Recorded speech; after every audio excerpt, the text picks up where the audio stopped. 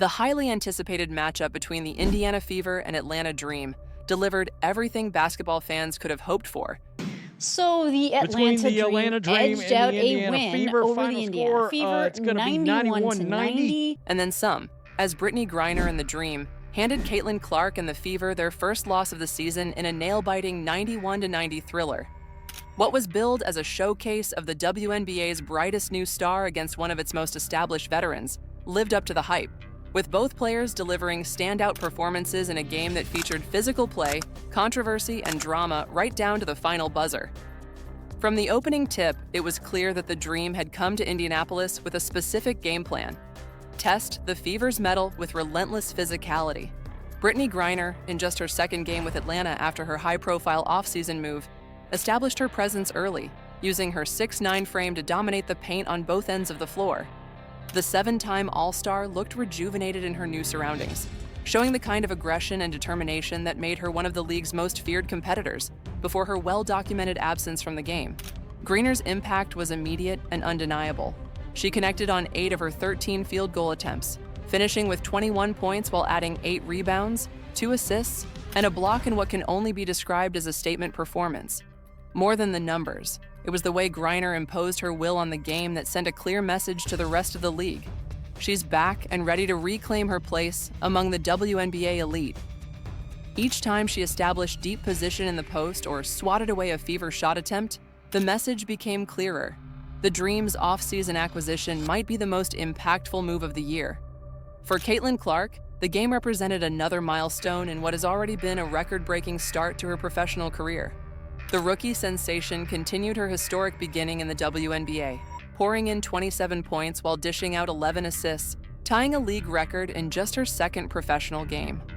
Clark's court vision was on full display throughout the contest, as she threaded passes through seemingly impossible windows and controlled the Fever offense with the poise of a veteran. The highlight of Clark's night came midway through the third quarter, when she knocked down back-to-back three-pointers that momentarily gave the Fever momentum and sent the sellout crowd at Gainbridge Fieldhouse into a frenzy. Signature Caitlin Clark shot. She will launch. Oh, yeah! Launch. Boom. Oh, yeah! The second of those triples came from well beyond the arc, a signature logo shot that has become her calling card. As the ball swished through the net, Clark turned to the crowd with an animated celebration, showing the competitive fire that has defined her game since her days at Iowa. But for all of Clark's individual brilliance, the Dream's collective defensive approach proved to be the difference maker. Atlanta head coach Tanisha Wright clearly instructed her team to make life difficult for the rookie phenom, sending multiple defenders at her and contesting every shot and passing lane. The physical nature of the Dream's defense seemed to catch the Fever off guard, as they struggled to match Atlanta's intensity for much of the game. "We didn't handle their physicality. That's going to be the MO against us all year long." You know, I think when you've got so many new players and a new system, it's going to take a moment to go. But Fever head coach Stephanie White lamented in her post-game press conference, "Teams are going to be physical. That's the way the game is played at this level." White's assessment cut to the heart of the matter. The Fever, despite their talent, are still learning to adapt to the increased physicality of the professional game, a challenge that even a player of Clark's caliber must overcome.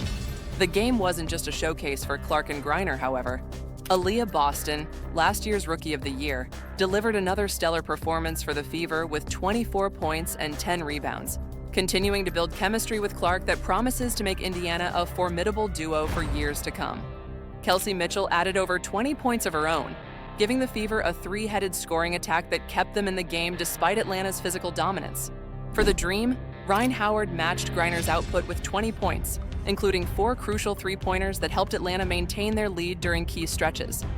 Howard's 2 free throws in the closing moments proved to be the difference in the game, showcasing the clutch gene that has made her one of the league's rising stars. Brianna Jones also made significant contributions for Atlanta, providing the kind of depth that championship contenders require. The game's intensity reached its peak in the fourth quarter, as the Fever mounted a furious comeback attempt after trailing for much of the contest. With just under 2 minutes remaining, Griner committed her 6th personal foul on a play involving Aaliyah Boston, sending the Dream center to the bench for the remainder of the game. The moment seemed to shift momentum in Indiana's favor, as they suddenly had an opportunity to attack the paint without Griner's intimidating presence. However, what should have been an advantage for the Fever instead became a source of controversy. In the game's closing moments, with the Fever trailing by just 1 point and possession of the ball, Coach Stephanie White drew up a play that surprisingly didn't feature Clark as the primary option. The decision immediately drew criticism from fans and analysts alike, who questioned why the team's best player and facilitator wasn't given the opportunity to make the game-deciding play. The controversy only intensified after the game, as social media erupted with second-guessing of White's late-game strategy. Fever facing major backlash for Caitlin Clark. Decision and dream loss, read one headline, capturing the sentiment of many who believe the rookie should have had the ball in her hands with the game on the line.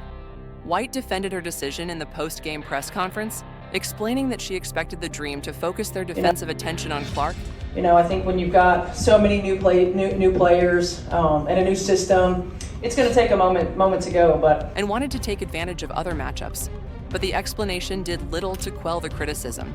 Beyond the strategic decisions, the game's officiating also became a talking point, with many Fever supporters expressing frustration at what they perceived as missed calls on physical plays against Clark. Throughout the contest, the rookie found herself on the receiving end of aggressive defense that often went uncalled, leading to claims that officials weren't providing adequate protection for the league's newest star. One particularly physical sequence in the third quarter saw Clark knocked to the floor on a drive to the basket with no whistle, prompting loud boos from the home crowd. The Fever's struggles at the free throw line didn't help their cause either. As a team, they shot just 61% from the charity stripe, missing crucial points that ultimately proved costly in a 1-point defeat. Coach White didn't mince words when addressing this aspect of the game, calling the free throw shooting inexcusable and identifying it as a key factor in the loss. For Brittney Griner, the victory represented more than just another win in a long career. After everything she's been through over the past few years, from her detention in Russia to her return to the WNBA and subsequent move to Atlanta, this performance felt like a statement that she remains one of the league's elite players. Her post-game comments reflected a player who has gained perspective through adversity but hasn't lost her competitive edge. "It feels good to get that first win with my new team," Griner said after the game, her relief evident. "We knew coming in that this would be a tough environment against a talented team, but we stuck together and executed when it mattered most." The center's performance silenced any doubts about whether she could still be a dominant force in the league, proving that her best basketball might still be ahead of her, despite the interruption to her career. The contrast between Griner's veteran savvy and Clark's youthful exuberance made for compelling theater throughout the night. While Clark dazzled with her long-range shooting and flashy passes, Griner countered with fundamental post moves and timely defensive plays. It was a classic matchup of different styles and career stages, the established star reminding everyone of her credentials, while the rookie continued to show why she's considered the future of the league. The physical nature of the game also highlighted the growing intensity of WNBA competition. Gone are the days when games lacked the physicality and defensive pressure seen in the men's game. The Dream's approach, using their strength and experience to disrupt the Fever's offensive flow, represents the evolution of WNBA basketball into a more physical, defensive-minded sport. For young players like Clark, adapting to this style of play represents perhaps the biggest adjustment from the college game. "This is a different level," Coach White emphasized after the game. "The physicality, the speed, the strength of these athletes. It's something our younger players are still getting used to. But that's part of the growth process. We'll learn from this and be better prepared next time."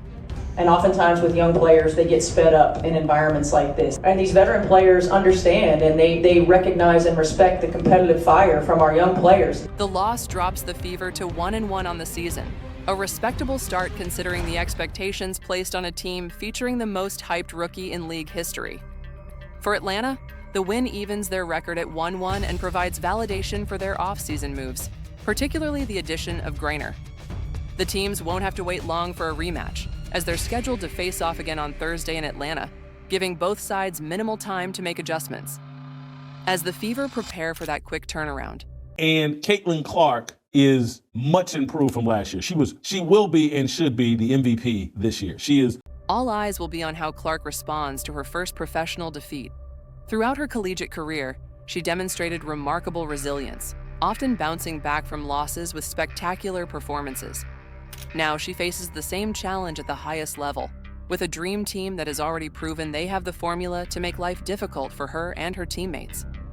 For Griner and the Dream, the victory provides a blueprint for success moving forward. By establishing their physical presence early, controlling the tempo, and executing in crucial moments, they showed they can compete with any team in the league. The challenge now becomes replicating that performance consistently, particularly as opponents adjust to their style of play.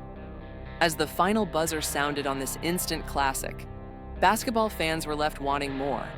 More of Clark's long-range shooting and pinpoint passing, more of Griner's dominant post play, more of the compelling storylines that make the WNBA an increasingly can't-miss product.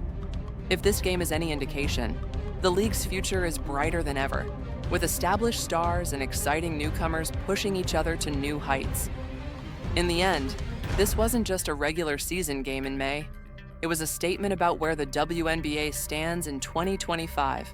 With record viewership, sold-out arenas, and the level of play reaching new heights, matchups like Griner vs. Clark represent the perfect blend of the league's storied past and its promising future. And if their first meeting is any indication, basketball fans are in for a treat as this rivalry continues to develop in the years to come.